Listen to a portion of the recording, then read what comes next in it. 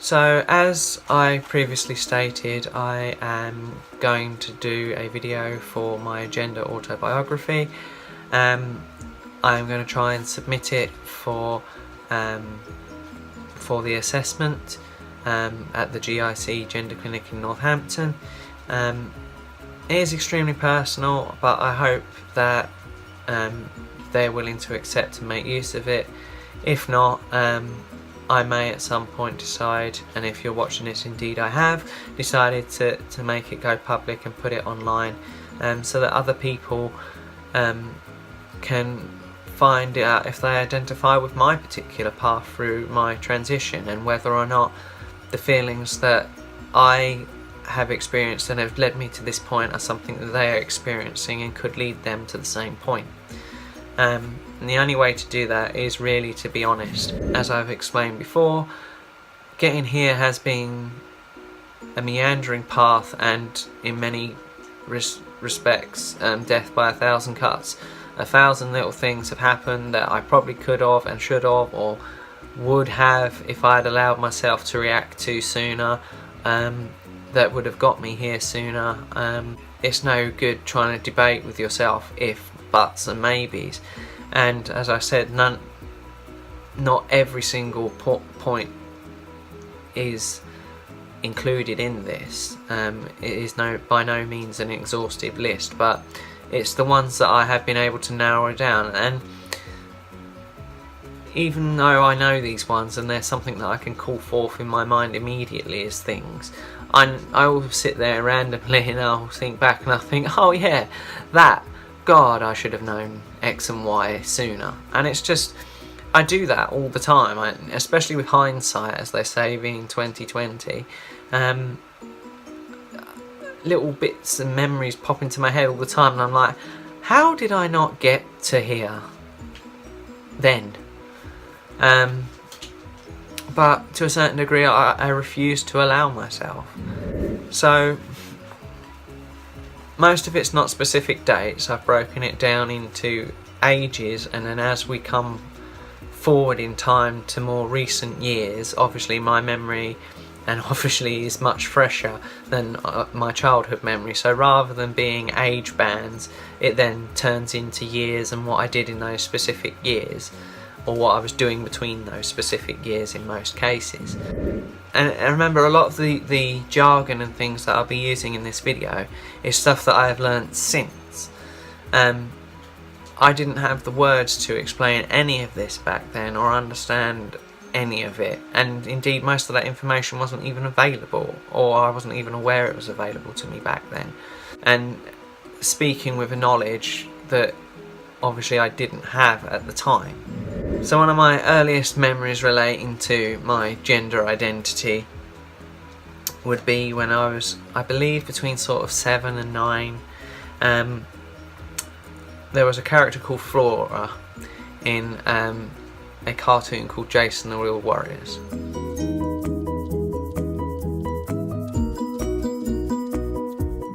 And I used to watch cartoons as much as any other kid, and I'm sure we all enacted and wanted to be various things. Some people will have wanted to have been Superman or Wonder Woman, and that has no real bearing. It's just a temporary fantasy of what you want to be, and we all have those moments where, you know, we'd like to be Superman for 10 minutes or whatever. But I remember seeing this character, and even at that young age, I just saw this character and I just thought, that should be me. Not I'd like to be this character, not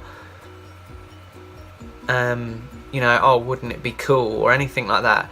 My brain literally just saw that character, this redhead girl in Jason the Real Warriors, and my brain just went, that should be me. And that, I mean, I didn't understand anything about it at the time. I even up until a few years ago used to claim it was my first crush, and I didn't understand what it was. Obviously my bullet points are a lot shorter than that.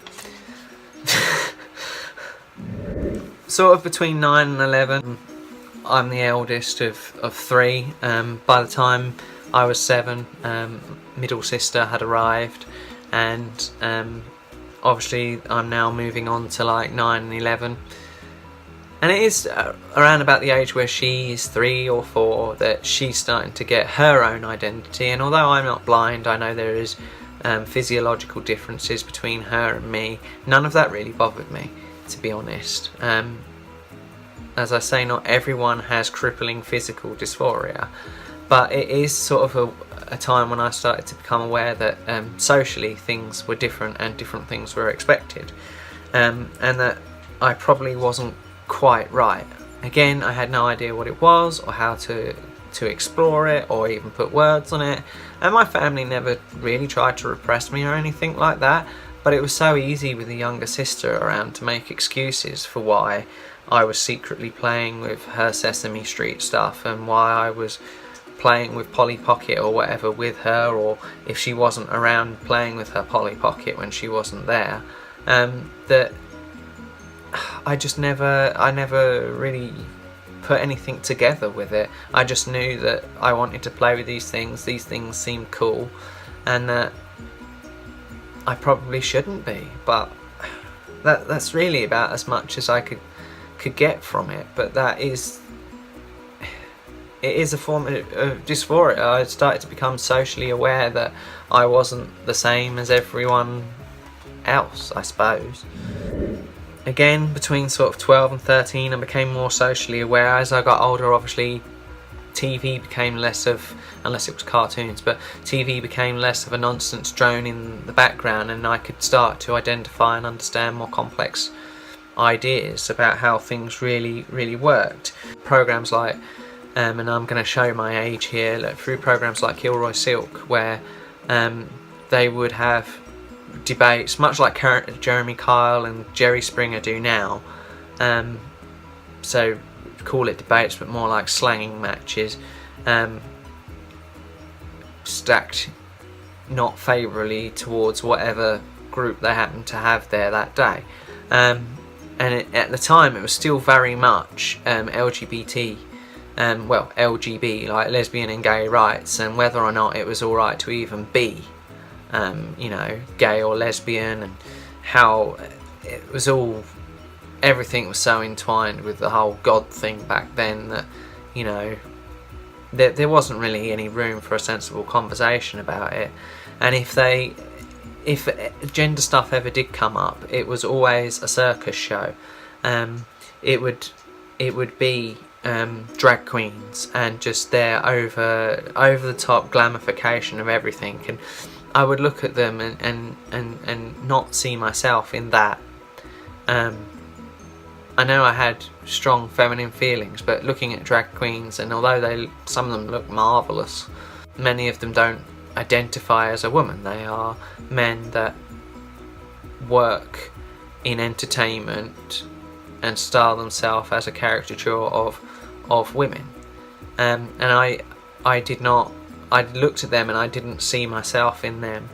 Or the other thing, if they were trying to have, in quotes, a valid argument about gender identity, they would have a guy on in a dress, and I feel so horrible saying that, because clearly these people were transgender. They just weren't getting the treatment, or they had been deliberately chosen to show us in the worst possible light.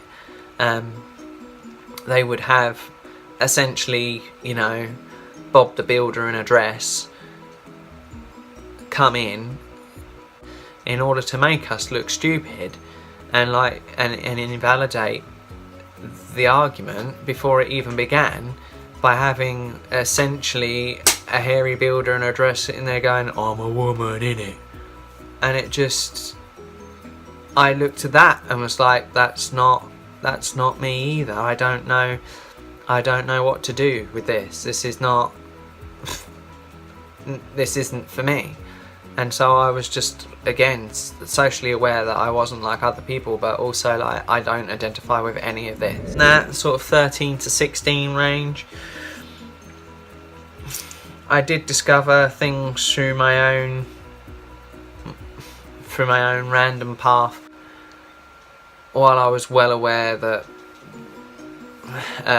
Freddie Mercury and the likes of, and most gay men in fact are more than willing to bend the gender spectrum and play with things like that, for this album cover for Queen was the I Want to Break Free song. And my mum has the album on vinyl, as it was back then, and I remember seeing the album cover, and on the album cover there is Freddie doing what I literally just said before about on Like Kilroy Silk: PVC skirt, moustache, hairy chest, and a wife beater top, walking around with his vacuum, doing all that business, which is wonderfully amusing and all the rest of it. And I knew I didn't identify with that. But then I caught on the back of the album cover the drummer.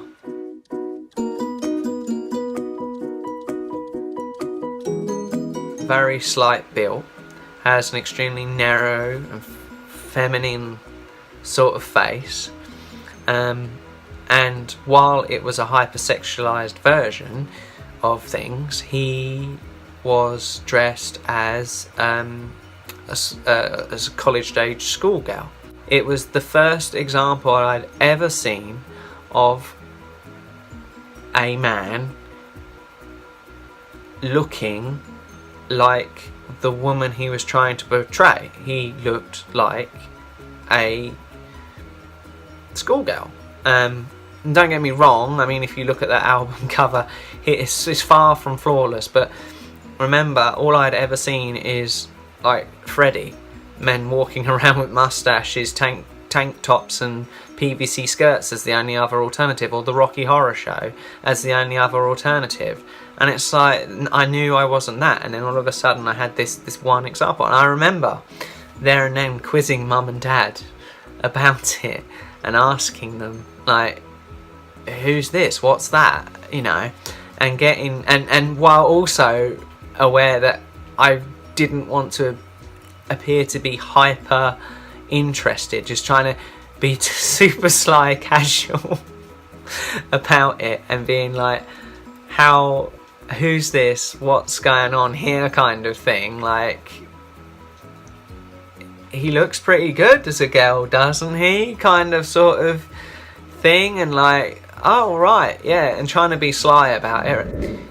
That album cover was literally just like the first thing I'd ever seen that was like that, where a guy could look like a reasonably convincing girl. And it was, I did know that a bomb even then had gone off inside my head, I think.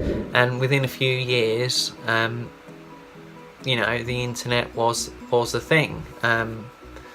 You know, because this is between 13 and 16, so by the time I was 14, 15, the internet was a thing. We did have the internet at home, albeit dial-up, and cross-dressing communities, and adult stuff that led me down a whole path in life. And I kind of, from those communities and from those things, got led to believe that it was basically a perversion, a dark secret, a fetish.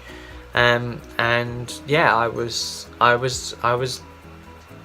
convinced from there on in that that's what it was. That it was that I was a cross-dresser. I was a stocking fetishist, a shoe fetishist, or whatever fetishist. If it was women's clothing that you know it, and I was interested, there was a fetish for it, and that's what I believed that I was pretty much doing.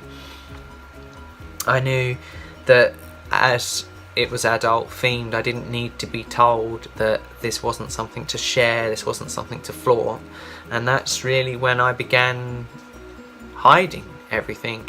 And at that age I didn't have still access to my own stuff, but I certainly had access to stuff online and pictures and communities and forums and stuff. I learned that it was something, it needed to be a secret and it needed to be kept at all costs and things like that. Once I hit 17, I will be talking in terms of years, because obviously It's much sooner, and I have a recollection of dates and times. So from 17, in 2002, I met the first love of my life, a first true love, all of that. I was 17 at college, she was as well. I kept it a secret, I knew I had to, again knowing it was all fetish and a cross-dresser and everything else. And it began a weird dual section in my life where I was convinced that it was a fetish and a secret and a cross-dresser, and I was simultaneously trying to repress everything about it but also living it up as a guilty pleasure. So those are the years where I learned to experiment with makeup. Those are the years I didn't have to do anything with my hair back then because youth, but I wouldn't let myself go on the forums. I wouldn't let myself research anything, whether that was on the internet or whether that was on TV. I already know that I don't identify with drag, so there was no problem with avoiding drag shows, because we are talking the 2000s now. Stuff is starting to appear on TV, documentaries about not transgender, transsexuals as it was then, are starting to appear, and I would not let myself see or hear any of it. I think in the entire 12-year period that I was involved in that section of my life, so from 2002 to 2013, 2014, I would not let myself be involved in any of it. The only stuff I would look at still, if I did, would be, as I say, guilty pleasure in the form of cross-dressing, not even videos, pictures and designs for outfits, and everything became, because I believed it was a fetish, everything became hypersexualized. There are distinctions between gender dysphoria and cross-dressing, and there's nothing wrong with cross-dressing. I am not saying that cross-dressing is bad, or that even having certain fetishes are bad. That's you do you. That's not the problem. The problem that comes with it is not being true to yourself. That whole 12-year period is crazy, and I could write a book on it alone, which is why I'm just going to say that between 2002 and 2013 I was active and actively repressing myself, certainly actively repressing any development of myself, put it that way. I put myself into this cross-dressing fetish limbo. I gave myself a pigeonhole, and I was going to stay in it. Even when my wife did find out, we were together 12 years and we were married for 4 of those. And she found out before we were married, well before we were married, 3 years before we were married in fact. It's that I'm a cross-dresser. It's not a big deal, blah blah blah, and I would go through purges, which I know a lot of people did, which is where you get rid of everything that you have that, you know, isn't the gender that you were born as, and it lasts all of 5 minutes, and then you begin to accumulate again, and yeah, it's a cycle that I'm sure some of you will not need describing. If you're on the same path as me, you'll know that cycle. And that continued until 2013, basically, when my job collapsed and the company I work for folded, and with that I lost my house in the space of about 3 to 4 months. At the time, me and the wife separated to save money so that I could get a new job, and then we could get back into a place as soon as possible. That didn't go to plan, and within 9 months of that, she was like, screw this, I'm off. And yeah, that's its own story, but that isn't relevant here. So that was my job that I did really enjoy, That was my job gone, my house gone, and my wife, who I thought that loved me, gone. So 2013 to 2014 were a pretty dark, pretty horrible time. I've never struggled with mental health more than I did in that year, and I hope to never have to struggle with mental health like that ever again. I've never been somebody that would hurt myself. I've never been a self-harmer. I have never been somebody that would take pills or try to end things. However, I was depressed for sure. I mean, I was living back at home with my parents, falling between jobs that I didn't like, not really getting anywhere, fighting a divorce at the same time, while also not allowing myself, due to access and privacy and everything else, not allowing myself any of what I'd allowed myself for the past 12 years, of being able to find time to be myself, to be, you know, who you see before you now, even for a couple of hours a day or a week. It just wasn't feasible, and it was the most miserable time of my life. As I said, I've never been suicidal or anything like that, but I would ride to work on my little motorbike, and just think to myself, does it even matter if I go straight on at this roundabout and a truck takes me out? No, it doesn't, not really. I wouldn't do anything to myself, but I would hope that things would happen to me. And that's where I was for that year. It was a very dark and dark place to be in. By the end of 2014, early 2015, the divorce was dealt with, and for the first time I sort of thought about building a life again. And initially I was just going to build a similar life to the one I had before. I mean, it had worked, I thought. I just needed to get my own place and dress whenever I wasn't in public, out, and just be myself behind closed doors and keep my secret much the same as I always had. And this time either find somebody that I could be open with from the start, which is probably the more sensible thing. I had told my family, yep, don't worry, I'll soon be out of your hair. I mean, I'd be back home for over a year at that point. They'd certainly been more than helpful.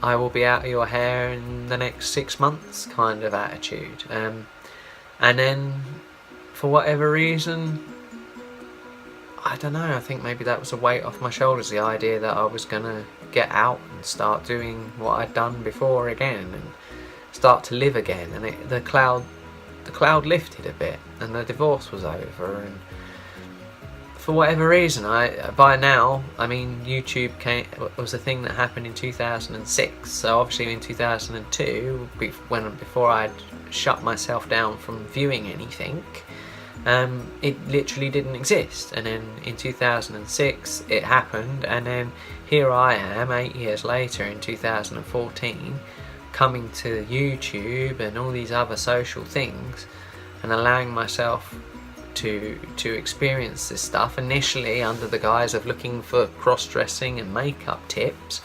I've then obviously stumbled across the trans community, and wow, what a thing that was. And then all of a sudden I have to start facing questions about myself, and what does this all mean, and am I transgender? And then I find other people's stories that deep within me, everything they say is like, could have been words that rolled out of my mouth at any time.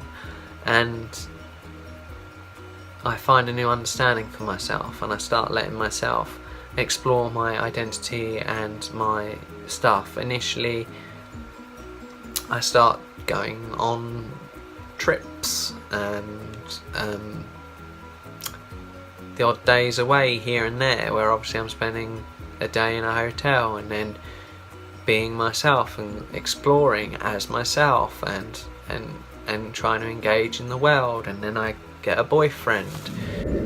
I met my boyfriend in 2016, and it was one of those trips back, well, 2015, 2016, it was one of my trips back from him, long trip home. I pulled over and I had a mini breakdown effectively. I figured out that I didn't want to do it anymore. I wanted nothing more, because I was still as I am now. I wanted nothing more than just to drive home, walk in and show everyone who I was. I did not want to get in the back of the car at that service station and change and wipe away my identity again, as I'd been doing for months. And yeah, it was so hard. It was a mini breakdown, a realisation. And over the coming months I realised as well that if I did carry on this way, I would be alone, probably forever. And if I wasn't alone forever, I would certainly die alone. A 70, 80 something year old man in a flat on my own in a dress, and then somebody would come along and find me, and then they would take me out of the dress, put me in a suit and bury me as a man. And I can't handle that. That isn't who I am, it isn't who I'm meant to be, and I can't live with that. And it was at that point that I guess I just sort of, that was the final, those moments were the final realisation that I had to do something, and I have. And then from 2016 onwards, basically it was research into medical transition and making what I now knew a reality, and getting to where I am now, and actually medically transitioning into what you see before you and what I have done. So that is my story, as it were.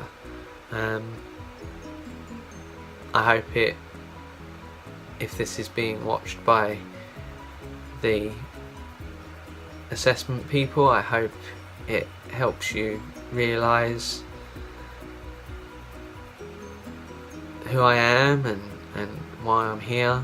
And if this is just being watched by my followers on YouTube, I hope it resonates with you and helps you figure out who you are and your story, and maybe it helps you get to where I am quicker, and you don't have to take a 12 to 13 year detour from the age of 17 to 30 before you actually allow yourself to explore your identity and figure out who you are and what you are and who you want to be and who you want to be remembered as. So I hope that helps, as always, and I will see you in another video.